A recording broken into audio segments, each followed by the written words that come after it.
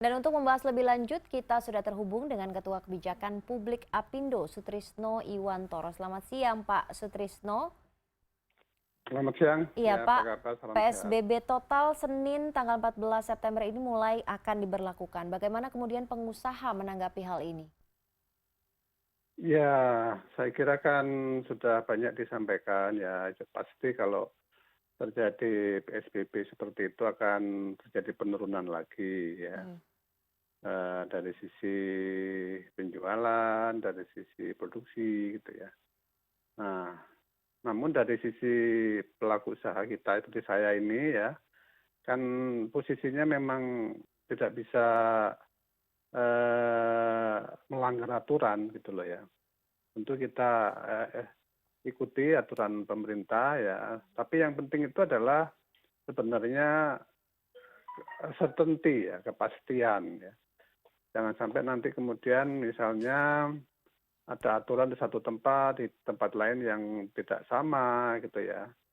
Mestinya kan masalah pandemi ini adalah masalah nasional, bukan masalah Jakarta, bukan masalah Bogor, bukan masalah Tangerang, bukan Jawa Timur. Ini mesti ada satu cara yang kemudian bisa dipahami bersama, tidak memberikan kebingungan bagi masyarakat ya dan dunia usaha tentunya gitu. Nah ini yang saya lihat kan masih belum ada koordinasi yang baik ya. Bogor melakukan apa, Jakarta apa, Tangerang apa. Padahal mereka ini kan sebagai penyangga dari sistem yang ada di Jakarta ini.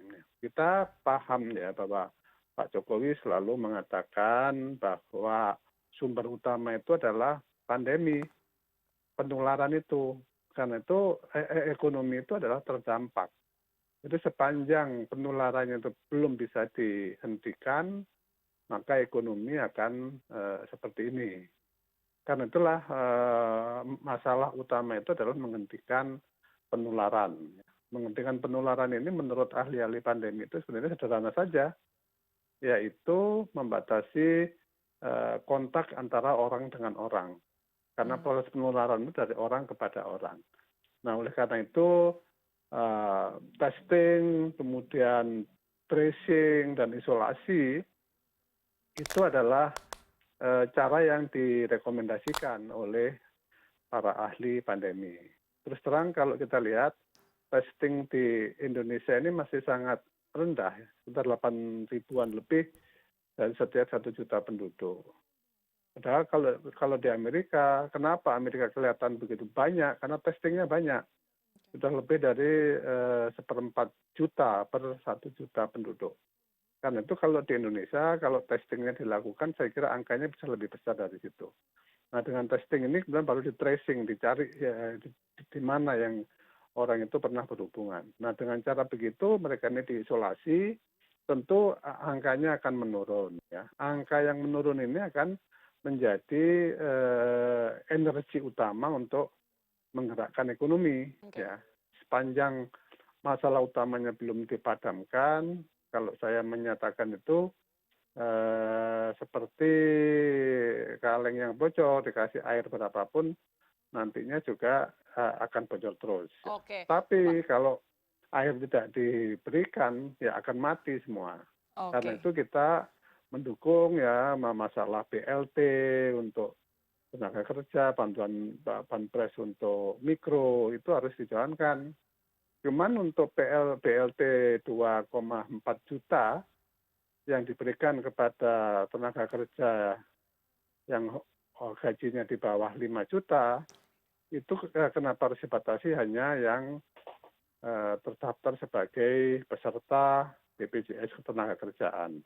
Padahal banyak pelaku-pelaku usaha di menengah, kecil ya, yang mereka ini tidak terdaftar di BPJS Ketenagakerjaan. Itu mereka ini yang paling membutuhkan. Karena itulah kita memang saya pribadi mengusulkan ya agar itu diperluas yang penerima itu sehingga kemudian lebih memberikan rasa keadilan dan tentu ini akan memberikan dampak bagi peningkatan daya beli. Oke, Pak. Ya. Gitu. Iya, ini Pak, saya mau bertanya, ini pernyataan Ketua Umum Apindo kemarin Pak Haryadi Sukamdhani soal PHK ini tidak bisa dihindari jika PSBB diberlakukan. Ini apakah ini menjadi langkah yang rasional, Pak, dari sisi pengusaha?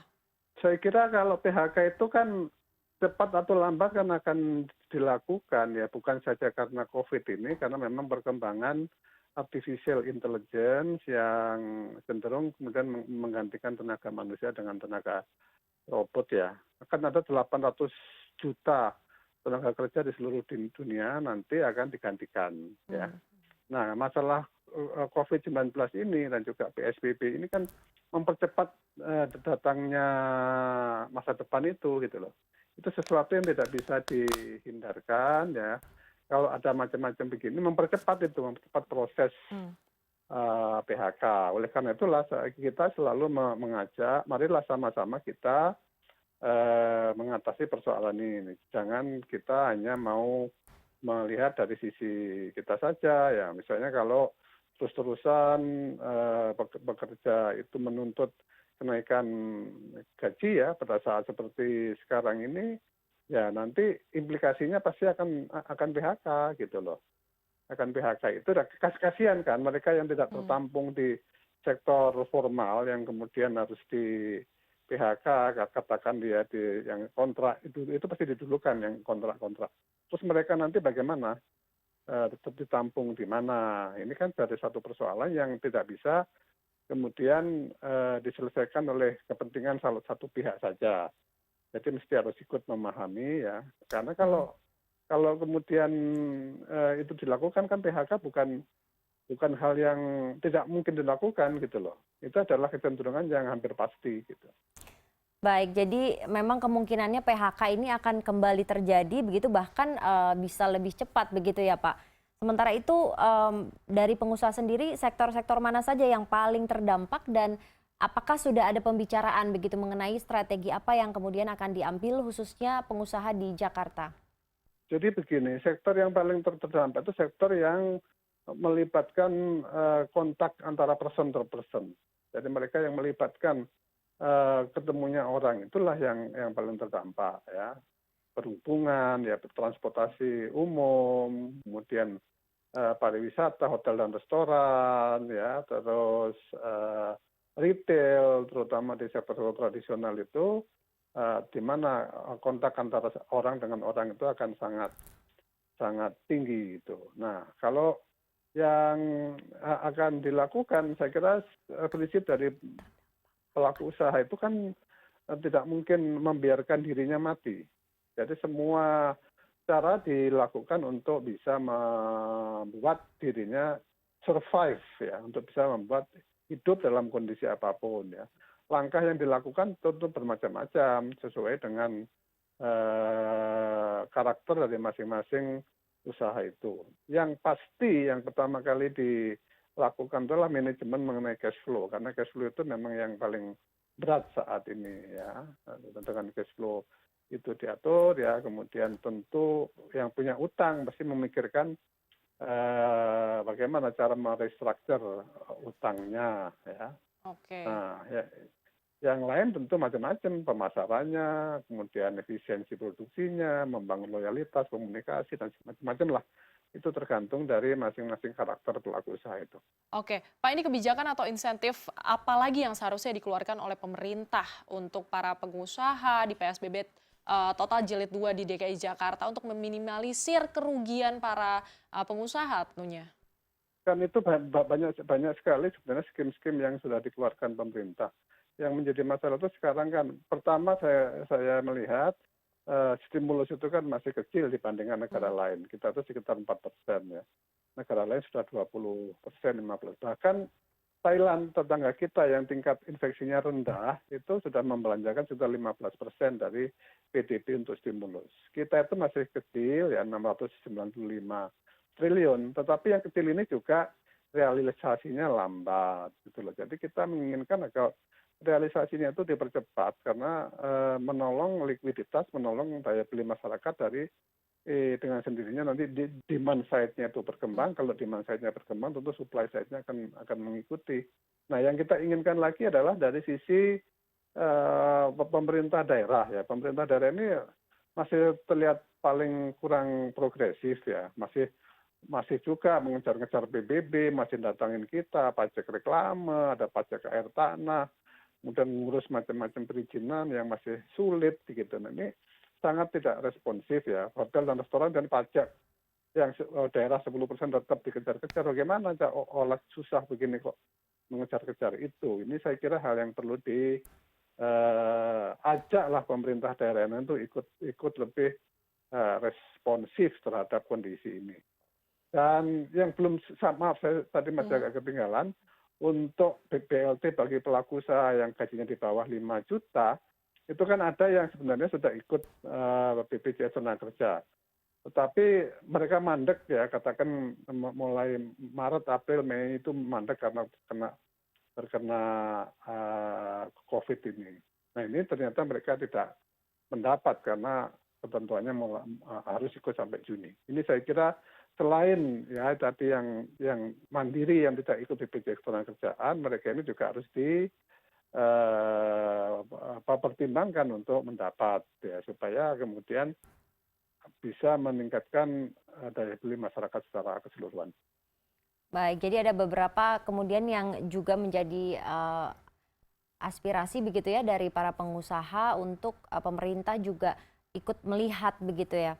Kemudian bagaimana ke depannya ekspektasi dan juga keinginan dari para pengusaha sendiri dan himbauan bagi para pengusaha dalam PSBB ini, Pak? Ya tentu himbauannya ya kita ikuti saja aturan pemerintah, tentu dengan kita memberikan masukan-masukan yang berharga, yang penting berdasarkan kondisi di lapangan ya. Tetapi yang penting itu mari secara bersama-sama menghentikan